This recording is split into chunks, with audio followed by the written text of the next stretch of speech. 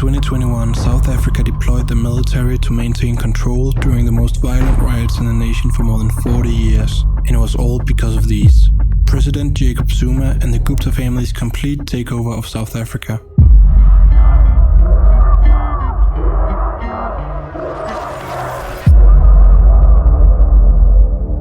It's 1993. The apartheid in South Africa just ended. Growing up working in a shop in Saharanpur, India, a father would tell his sons that South Africa would now become the new America. With apartheid being abolished, business interests would flourish. His son shared his views, and soon the oldest son, Atal Gupta, would migrate from India to South Africa. Soon his brothers AJ and Tony followed. This marked the beginning of the Gupta family's reign.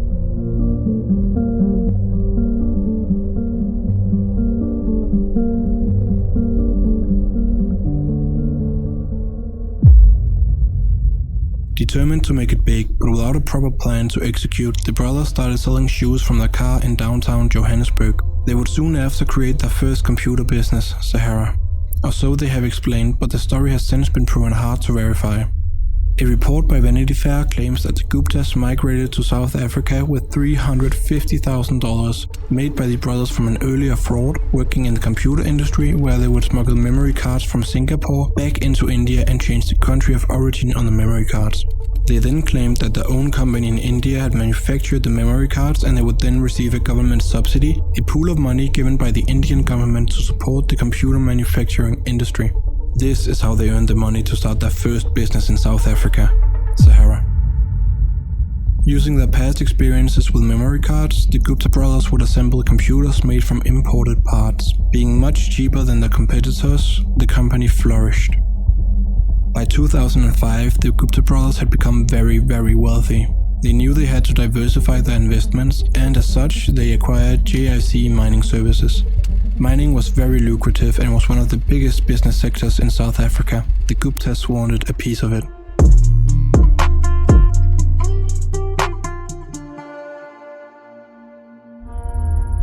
In 1996, South African Deputy President Thabo Mbeki visited India to meet with Indian political and business leaders, accompanied by Isop Pahat, a key South African minister of Indian descent. During their visit, Atal Gupta, the oldest of the Gupta brothers, was also in India. In the same city. How convenient. Atal Gupta attended the political business meetings and got to speak with Isop Pahat. He had to make a good impression.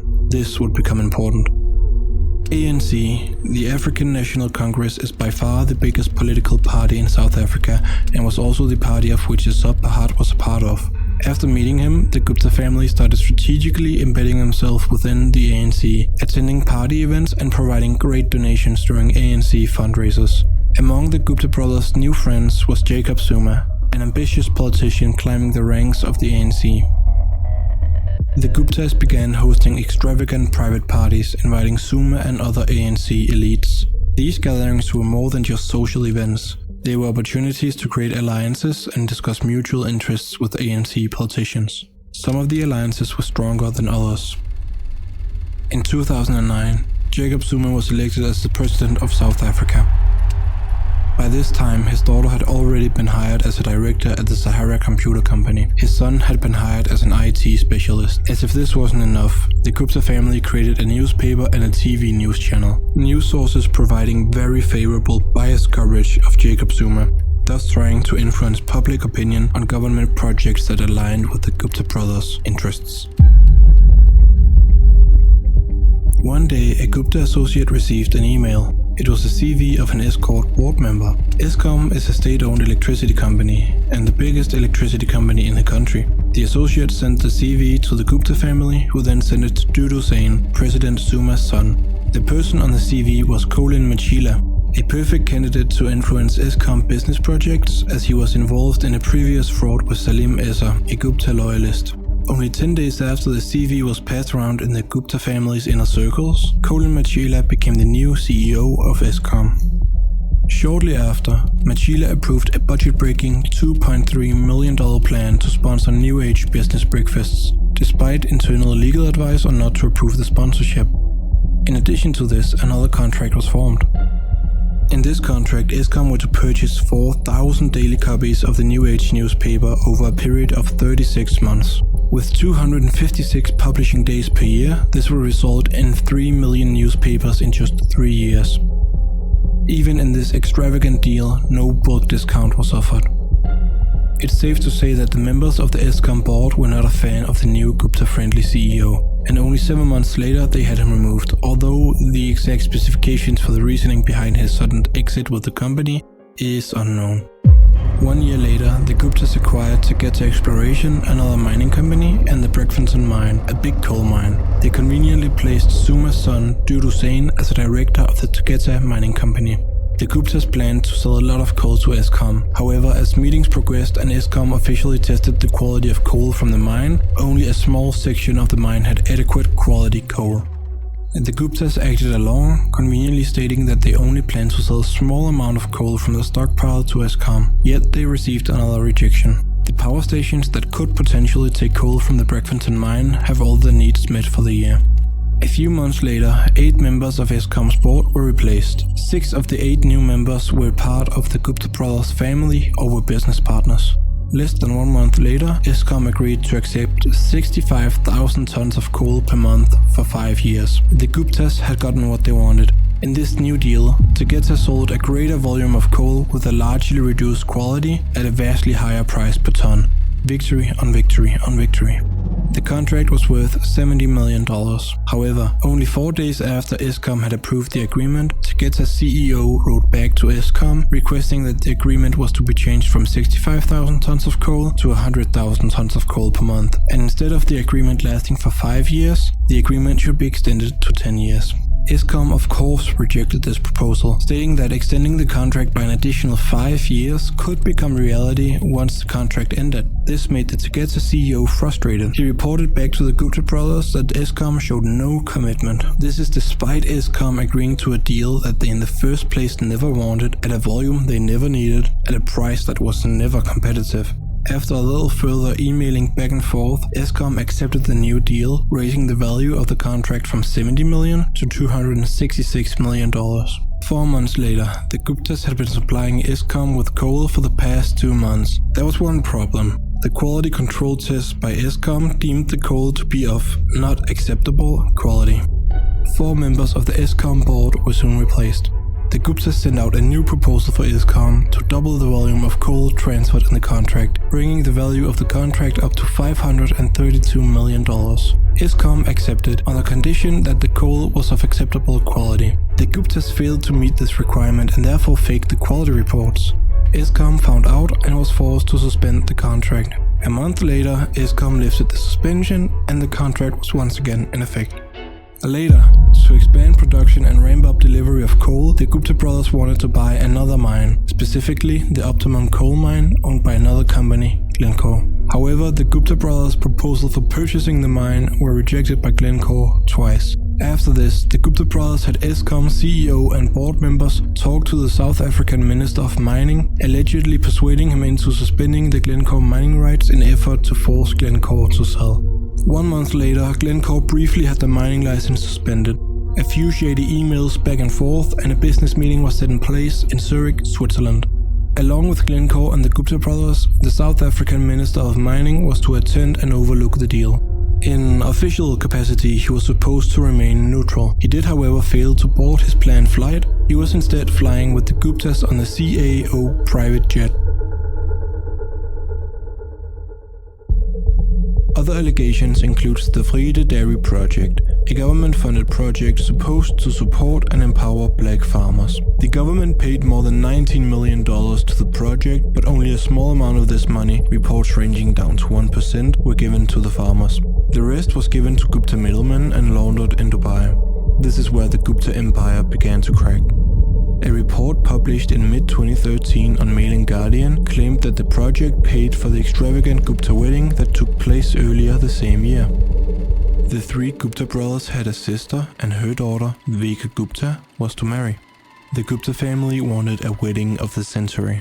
It was to be held at Sun City, a luxury resort and casino where 130 chefs were flown in from India to prepare food for the guests. 30,000 flower buckets were ordered and more than 400 guests were invited, including Bollywood stars and ANC politicians. More than 200 guests were to arrive from India. The Guptas had chartered an Airbus A330 to carry the 200 guests from India to attend the wedding. Only they didn't land at an airport. They landed at the Waterkloof Air Force Base, violating military space, immigration and customs policies. After this, the guests were escorted from the military base to the wedding with a Blue Light Brigade, a 145-kilometer trip. The Guptas were involved in numerous other controversies, such as securing interests in the nuclear energy sector, rigging tendering processes for upkeep of nuclear power plants, influencing government cabinet appointments, resulting in the replacement of ministers on numerous occasions. It would not be until December of 2015 that the empire would crumble, when Jacob Zuma fired a well-respected finance minister, resulting in the country's credit rating plummeting. The people of South Africa had had enough of Jacob Zuma's cabinet changes. During his presidency, Zuma made 12 cabinet changes, replacing current ministers with new ones. Thousands were protesting. They wanted stability and for Zuma to be fired. During the Gupta family's downfall, they hired Bill Putner, a PR company, to alter internet forums and archives in favor of the Guptas. This included editing the Gupta Wikipedia page. Before the edit, the opening line on the Wikipedia page was that the family is best known for a close relationship with President Jacob Zuma, to then be the Gupta family owns a business empire spanning computer equipment, media and mining.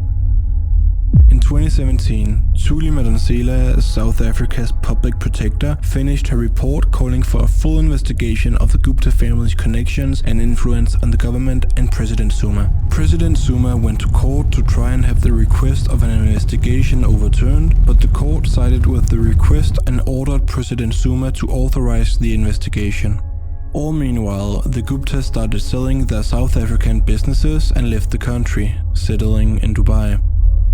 Zuma maintained his position as President of South Africa until his resignation on February of 2018. The ANC should never be divided in my name. I therefore come to the decision to resign as President of the Republic with immediate effect. 1 month before Zuma's resignation, he established a commission to proceed with the investigation as ordered by the court in 2017. The South African Chief of Justice, Raymond Zondo, would be in charge of the commission, resulting in it being called the Zondo Commission. The Zondo Commission began work in August of 2018 and released 6 reports in 2021 and 2022, painting a clear picture of corruption, also highlighting that Zuma had blocked the country's intelligence services from investigating the Gupta brothers all the way back in 2011. The commission applied to the Constitutional Court for a court order forcing Zuma to provide testimony to the commission. The court order was granted, but Zuma defied the court order, leading to an arrest order and a 15-month prison sentence on 29th of June 2021 for contempt of court. Contempt of court is a sentence given when being disobedient to a court of law and defying its authority. Zuma was given 5 days to turn himself in. Warnings of a destabilized country and violent protests were given by a huge military veterans association if the arrest would go through. It's important to note that Zuma still had some very loyal supporters despite all the charges against him. In the days following, hundreds of still loyal Zuma supporters gathered outside his home in the Nkandla city of the KwaZulu-Natal province, promising to protect him from being arrested. Zuma told the press that he had been sentenced without trial, saying that it might remind our people of the apartheid days, and told protesters outside his home, "I fought for freedom. I was fighting for these very rights. No one will take my rights away. Even the dead that I fought against during the liberation struggle will turn in their graves." On July 7th, Zuma handed himself over to the authorities with an application to have the contempt of court sentence overturned due to medical reasons.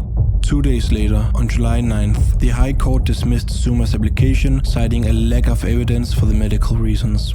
The following 10 days marked the biggest unrest and violence in post-apartheid South Africa. 19 confirmed trucks here. People are still coming through in their number. In total, more than 200 shopping malls were looted and destroyed, and 600 stores were destroyed or burned. 40,000 businesses were affected.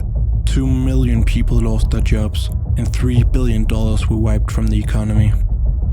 When the military were deployed, it is seen on the video that they were met with gratitude.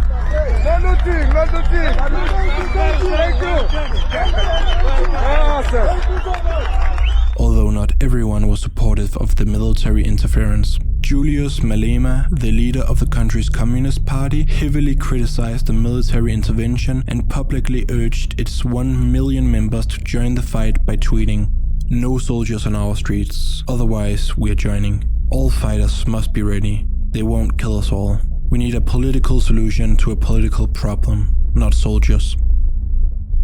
5,500 people were arrested and 354 people lost their lives.